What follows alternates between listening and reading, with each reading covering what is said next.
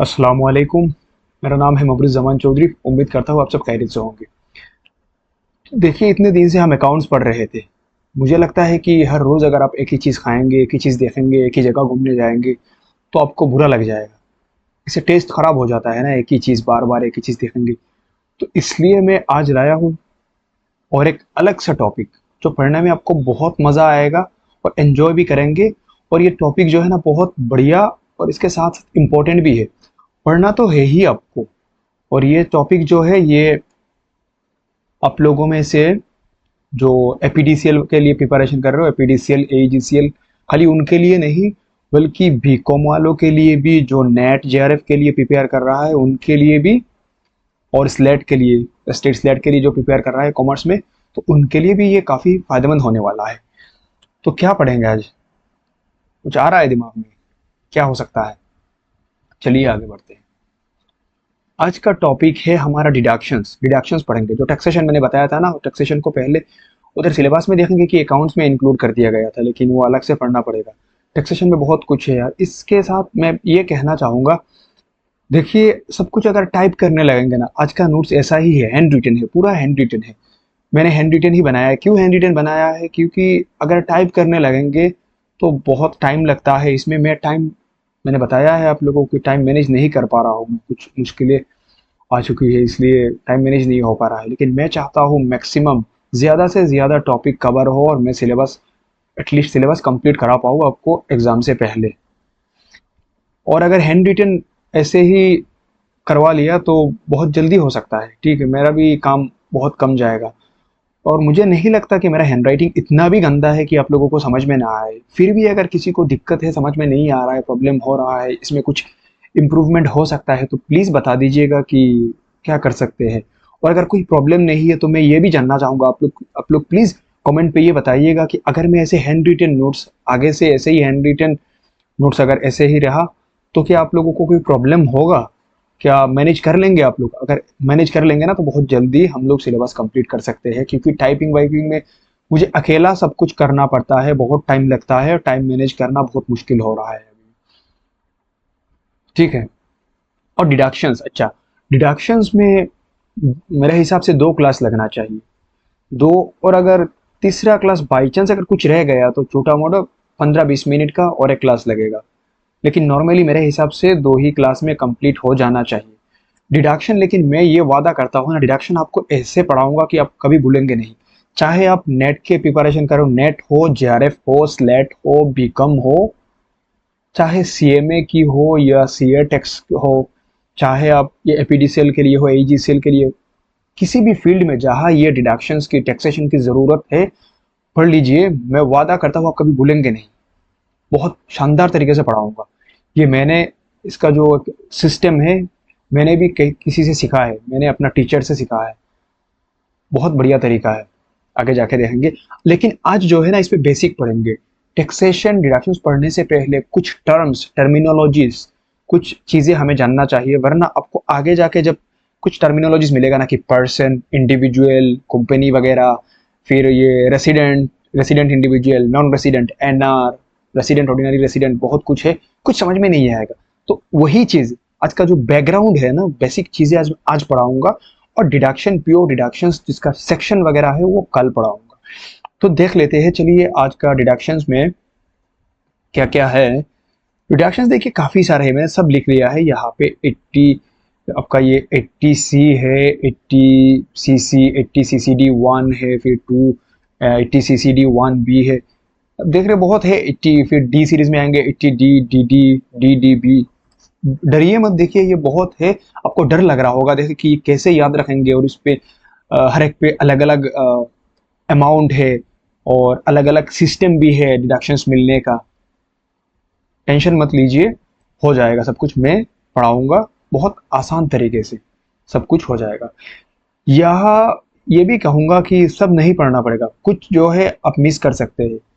जो most important है ना वही पढ़ाऊंगा खाली। यह जितना है सब पढ़ना नहीं पड़ेगा, इम्पोर्टेंट है वही पढ़ेंगे। अच्छा, डिडक्शंस का मतलब क्या है ये बताइए। डिडक्शंस का मतलब आप लोगों ने सुना होगा पहले कि डिडक्शंस, डिडक्शंस क्या होता है। ये डिडक्शंस, डिडक्शंस, डिडक्शंस है क्या चीज़?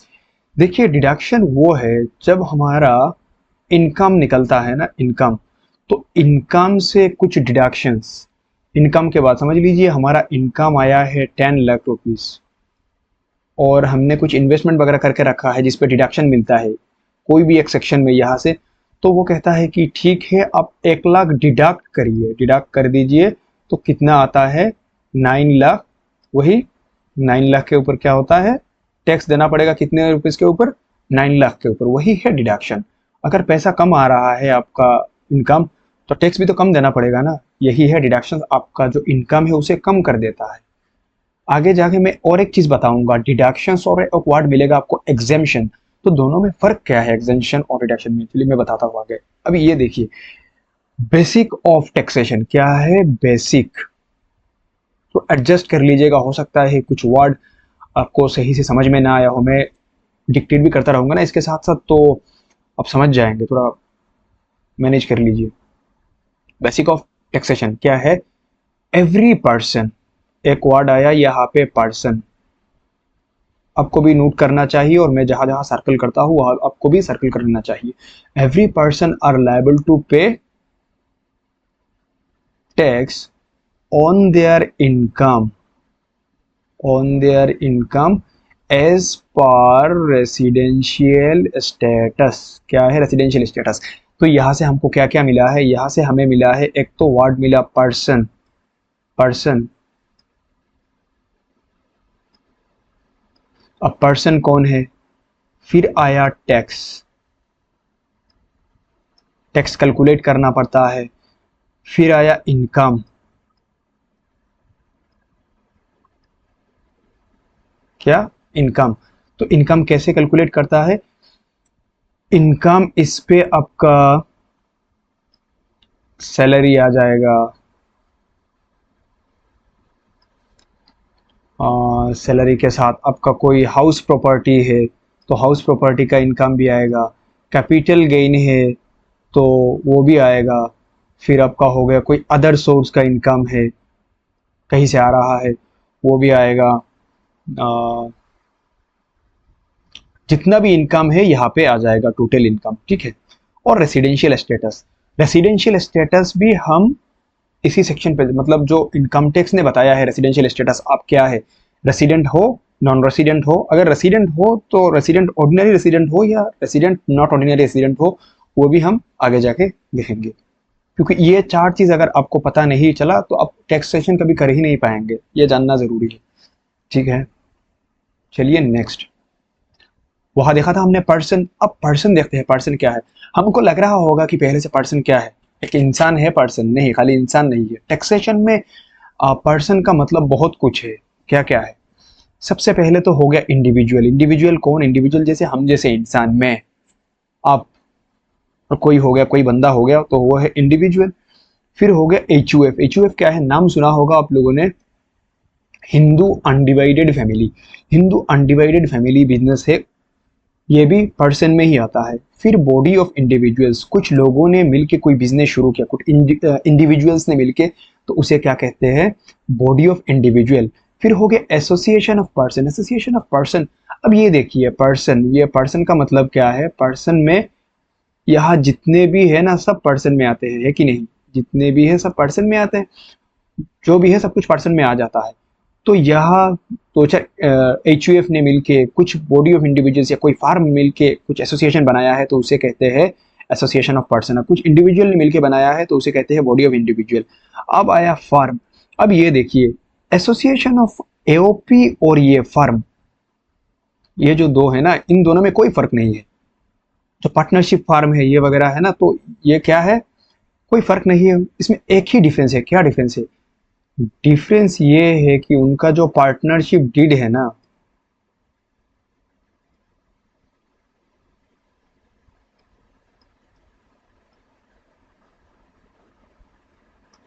पार्टनरशिप डीड में क्या लिखा हुआ है, एसोसिएशन ऑफ पर्सन है या फार्म है, जो लिखा हुआ है वही, और कोई फर्क नहीं, सब सेम, कंपनी तो कंपनी है। और एवरी आर्टिफिशियल जुडिशियल पर्सन या लोकल अथॉरिटी, समझ गए होंगे। देखिए मैं बेसिक आप लोगों को इतना इसके अंदर इतना घुस के पढ़ने की जरूरत है नहीं, फिर भी जरूरी है ताकि आगे जाके समझे आप इजीली, इसलिए पढ़ा रहा हूँ। ठीक है, टेंशन मत लीजिए कि ये क्या क्या पढ़ा रहे हो, कुछ नहीं है, सिंपल है। हो गया पर्सन। अब हमने देखा था इंडिविजुअल, एवरी इंडिविजुअल। अब हमने देखा था इंडिविजुअल, हम इंडिविजुअल के बारे में ही पढ़ेंगे। एचयूए, फार्म, कंपनी के बारे में, सब के बारे में नहीं पढ़ेंगे, क्योंकि सबका अलग अलग सिस्टम है। सब देखने लगेंगे, बहुत ज़्यादा हो जाएगा। हमें चाहिए खाली अब इंडिविजुअल। तो इंडिविजुअल में भी एक चीज़ देखिए, इंडिविजुअल में 3 कैटेगरी है। इंडिविजुअल जो इंसान होते हैं ना, उनको first up to 60 years, 60 years से नीचे है। दूसरा 60 ईयर्स से लेके 60 ईयर्स या 60 ईयर्स से ज़्यादा, और 80 ईयर्स से कम है तो उन्हें क्या कहते हैं, उन्हें कहते हैं सीनियर सिटीजन, कहते हैं सीनियर सिटीजन। और अगर किसी का कोई बंदा है जिनका एज 80 से ज़्यादा हो गया, 80 से, उन्हें कहते हैं सुपर सीनियर सिटीजन। तो सुपर सीनियर सिटीजन इन्हें क्यों कहते हैं सुपर सीनियर सिटीजन? क्योंकि उन लोगों को अलग से कुछ रिलैक्सेशन, कुछ फ़ायदा मिलता है टैक्सेशन, टैक्स में, ठीक है, इसलिए उनको अलग से कैटेगराइज किया गया है। एज लिमिट देख लीजिएगा, लेस देन 60, इक्वल टू और मोर देन 60, या लेस देन 80 सीनियर सिटीजन, और अगर सुपर सीनियर सिटीजन 80 या 80 से ज़्यादा, क्या है, सुपर सीनियर सिटीजन। ठीक है। अब मैंने बताया था रेसिडेंशियल स्टेटस। रेसिडेंशियल स्टेटस का मतलब ये है कि आप इसी देश में रह रहे हो। देखिए, सिटीजन और रेसिडेंट में आप कंफ्यूज मत होइएगा, ठीक है, दोनों बहुत अलग चीज़ है। सिटीजन एक चीज़ और रेसिडेंट अलग चीज़। कोई नॉन सिटीजन भी रेसिडेंट हो सकता है, ठीक है। तो ये रेसिडेंशियल स्टेटस हम कैसे चेक करेंगे? पहले कोई देखिए, ये मैंने दिया है एग्जांपल, मिस्टर राम है, मिस्टर राम। मिस्टर राम का ये इनकम हो गया, इनकम उन्होंने इंडिया से कमाया 10 लाख रुपए और यूएसए से कमाया 20 लाख रुपए। तो राम का टोटल इनकम आ गया कितना, 30 लाख रुपए। अब बताइए राम कितने रुपीस के ऊपर, कितना इनकम के ऊपर राम को टैक्स देना पड़ेगा, 10 लाख के ऊपर या 20 लाख के ऊपर, पूरा 30 लाख के ऊपर? तो वही क्या डिसाइड करता है, कौन सा चीज? तो यही राम का जो आरएस मतलब रेसिडेंशियल स्टेटस है ना, तो वही रेसिडेंशियल स्टेटस डिसाइड करेगा कि राम कितने पैसों के ऊपर टैक्स देगा। आगे चलते हैं। अब देखिए, एक बंदा जो इंडिविजुअल है, मैंने कहा था हम खाली इंडिविजुअल का ही देखेंगे। एक बंदा या तो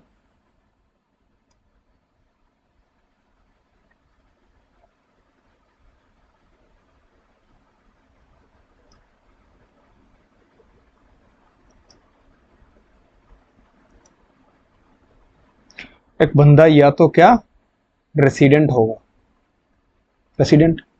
और अगर रेसिडेंट नहीं होगा तो क्या होगा, नॉन रेसिडेंट होगा, है कि नहीं? हाँ होगा या ना होगा।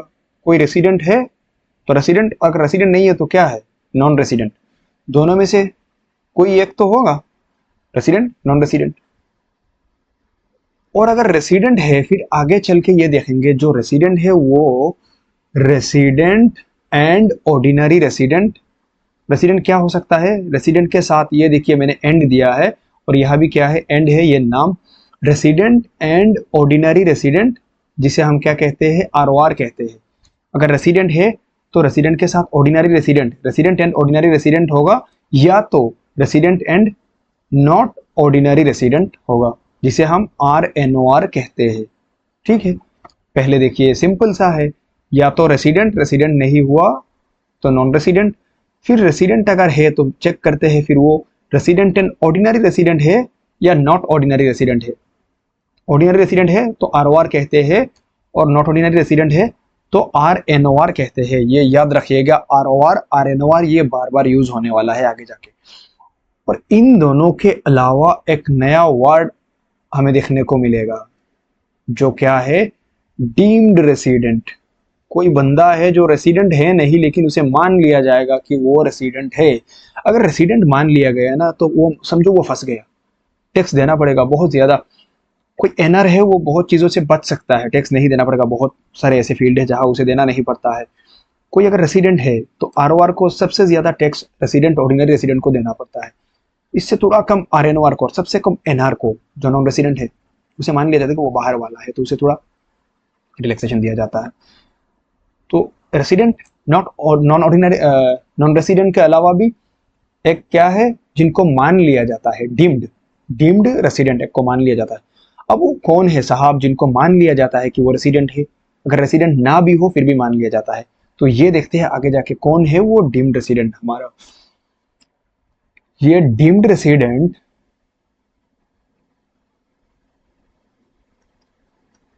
देखिए, डीम्ड रेसिडेंट वो है जो 3 कंडीशन एक साथ फुलफिल करेगा, तीनों कंडीशन टुगेदर। सबसे पहले वो बंदा जो है इंडियन सिटीजन होगा, ठीक, और दूसरा उसके साथ वो स्टेटलेस कंट्री पे रह रहा होगा। स्टेटलेस कंट्री का मतलब क्या है? स्टेटलेस कंट्री का मतलब ये होता है टैक्स फ्री। क्या? टैक्स फ्री, जहां टैक्स देना नहीं पड़ता। जैसे क्या हो गया, जैसे यूएई हो गई,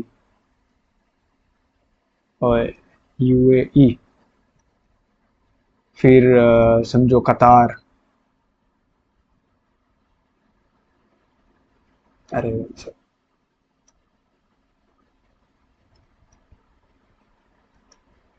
क्या है कतार का स्पेलिंग?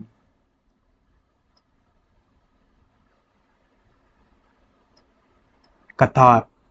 ऐसे कुछ कंट्रीज है ना जहाँ पे कोई टैक्स नहीं है, टैक्स रिलीफ है, तो जहाँ पे टैक्स देना नहीं पड़ता उसे स्टेटलेस कंट्री कहते हैं। तो इंडियन सिटीजन है, उसी देश में रह रहा है जहाँ पे टैक्स देना नहीं पड़ता। और तीसरा, उसका income other than foreign income के अलावा उसका इनकम 15 लाख से क्या है ज्यादा है। फॉरेन इनकम को छोड़कर बाकी जितना भी इनकम है वो क्या है, 15 लाख से ज्यादा है। तो ये तीनों कंडीशन अगर एक साथ फुलफिल करता है वो, तो उसे डीम्ड रेसिडेंट मान लिया जाएगा। ठीक है, क्या है, सिटीजन ऑफ इंडिया होना पड़ेगा, फिर स्टेटलेस कंट्री में रह रहा होगा, और तीसरा क्या है, income other than foreign income के अलावा जो बाकी इनकम है वो 15 लाख से ज्यादा है। ओके, अब देखिए, समझ में आ रहा है ना ये राइटिंग आपको? प्लीज कमेंट पे बताइएगा अगर कोई प्रॉब्लम होगा। तो यहाँ हम क्या चेक करेंगे, यहाँ चेक करेंगे, हमने जैसे पहले बताया था रेसिडेंट, नॉन नॉन रेसिडेंट, तो वही चेक होगा यहाँ पे। क्या कहता है, an individual is treated as क्या, resident. An individual is treated as resident if he or she satisfies any one, ये मार्क करिए, any one condition out of two. नीचे 2 कंडीशन दिया हुआ है, दोनों में से कोई भी एक कंडीशन अगर फुलफिल कर लिया तो वो रेसिडेंट बन जाएगा। ठीक है, तो वो कंडीशन क्या क्या है? सो पहला condition A, present in India, क्या है, present in India for at least कितने दिन के लिए, for at least 182 days during previous year. PY का मतलब है प्रीवियस ईयर, मैं पीवाई ही लिखूंगा हर जगह, तो आप समझ लेना कि पीवाई का मतलब है प्रीवियस ईयर। तो वो क्या, प्रीवियस ईयर में 182 डेज कहाँ पे था, इंडिया पे प्रेजेंट था। और ये हो गया एक कंडीशन।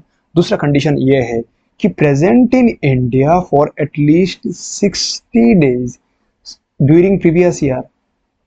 क्या है, during previous year, previous year कितना दिन था, 60 डेज इंडिया पे प्रेजेंट था प्रीवियस ईयर में। यह कितना दिन बताया गया, यह खाली कहा कि 182 डेज, लेकिन दूसरे कंडीशन जो बी है, बी पे कह रहा है कि अगर 60 दिन भी रहा प्रीवियस ईयर में तो भी चलेगा, लेकिन एंड इसके साथ साथ एडिशनली ये भी होना चाहिए कि एटलीस्ट 365 डेज, 365 दिन, at least 365 days in 4 previous year immediately preceding the previous year. कहता है कि अगर आप 182 डेज रह चुके हो प्रीवियस ईयर में, कहा, इंडिया में, तो आप रेसिडेंट हो। और अगर ये कंडीशन नहीं फुलफिल कर तो दूसरा कंडीशन ये देखेंगे कि आप प्रीवियस ईयर में 60 दिन थे और इससे पहले की 4 साल में सब टोटल मिलाकर आप 365 दिन इंडिया में थे। 2 कंडीशन क्या है, 60 डेज थे प्रीवियस ईयर में, और प्रीवियस ईयर से 4 साल तक, प्रीवियस ईयर से लेके बैक पे जाएंगे कि ये हो गया, समझ लीजिए प्रीवियस ईयर 1 साल, तो इससे पीछे 4 साल जाइए और 4 साल, तो ये चारों साल मिला के आप कितने दिन रह चुके होंगे? 365 डेज अगर इंडिया में थे, ये दोनों condition total 365 days plus previous year का 60 डेज, टोटल आप रहे तो अब क्या है? रेसिडेंट है। दोनों में से कोई एक, और अगर दोनों फुलफिल नहीं हो रहा है तो क्या है? आप कौन हो? आप बन जाएंगे एनआर बन जाएगा, यानी नॉन रेसिडेंट। अगर एक भी फुलफिल कर लिया ना तो रेसिडेंट, और अगर दोनों फुलफिल नहीं हो रहा है, एक भी फुलफिल नहीं हो रहा है, तो आप क्या है? एनआर बन गए। अब समझ लीजिए, जब एनआर रेसिडेंट बन चुके हो, अब क्या देखते हैं? आप ये देखेंगे कि अब जो रेसिडेंट है, हमने देखा था ना कि रेसिडेंट अगर है तो वो resident and ordinary resident, resident and not ordinary resident, यानी आरओआर और आरएनओआर। आरओआर है कि नहीं या आरएनओआर है, क्या है? इसी कंडीशन यहाँ पे देखेंगे। देखिए ये क्या कहता है।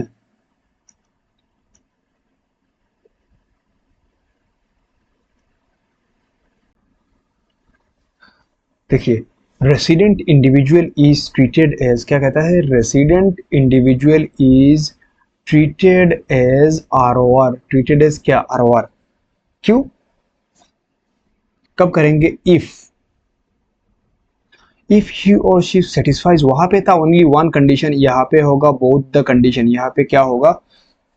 यहाँ पे होगा both the additional conditions, otherwise R N one, कि दोनों कंडीशन अगर फुलफिल किया तो वो क्या बन जाएगा? आर ओ आर बन जाएगा। और अगर दोनों में से एक भी कंडीशन फुल नहीं, एक कंडीशन फुल नहीं किया तो वो क्या बन जाएगा? R N one, resident not ordinary resident. तो वो दोनों कंडीशन क्या क्या है?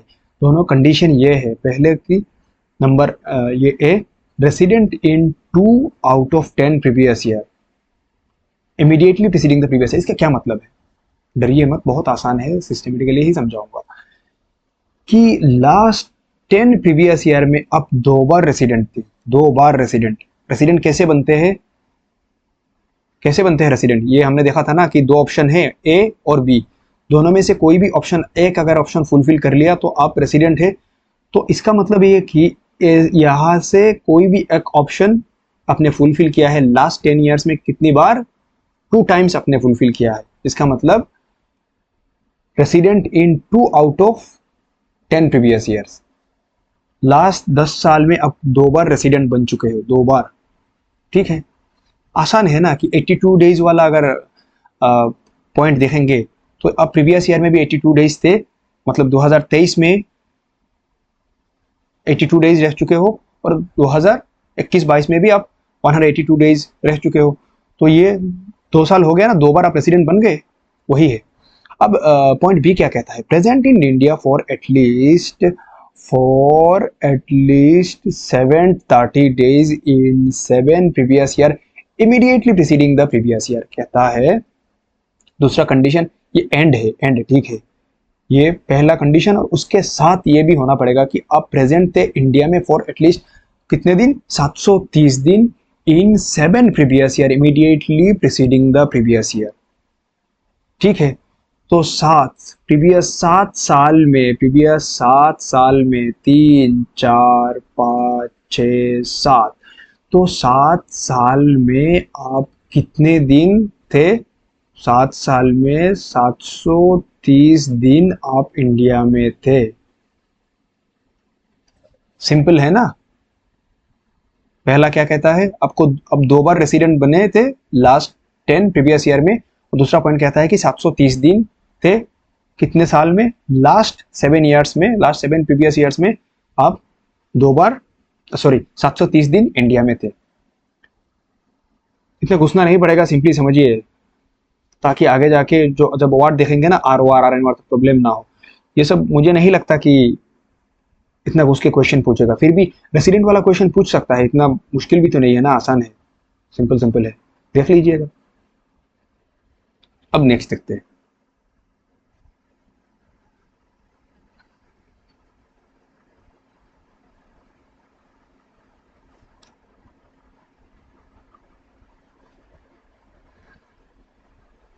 रेसिडेंट वाला, अच्छा, तो आज के लिए इतना हो गया हमारा, जितना था सिंपल मैंने बताया था कि आज खाली ओवरव्यू ही बताऊंगा। तो बेसिक चीज़ें जो है वो हो गया है। डिडक्शंस कल जितना डिडक्शंस है ना, कुछ सेक्शंस हो सके तो पूरा, या तो जितना हो सके मैं करवा दूंगा डिडक्शंस में, जितना कंप्लीट हो सके मैं करवाऊंगा। और अगर कल कंप्लीट नहीं हुआ, मतलब नेक्स्ट क्लास में कंप्लीट नहीं होगा, तो एक्स्ट्रा और एक क्लास ले लूंगा। आज बेसिक आपको समझना था, आपने समझ लिया होगा। मैं उम्मीद करता हूँ कि आप समझ गए होंगे। तो ठीक है, सही से ये देखिए, नोट बना लीजिए, रिवाइज करिए, और वीडियो को क्या करना है कमेंट पे बताइए कैसा लग रहा है, लाइक भी करिए, और अगर सब्सक्राइब नहीं किया अभी तक सब्सक्राइब भी कर लीजिए। ओके, तो आज के लिए बस इतना ही, फिर मिलते हैं अपना बाकी पार्ट के साथ नेक्स्ट क्लास में। अल्लाह हाफिज़।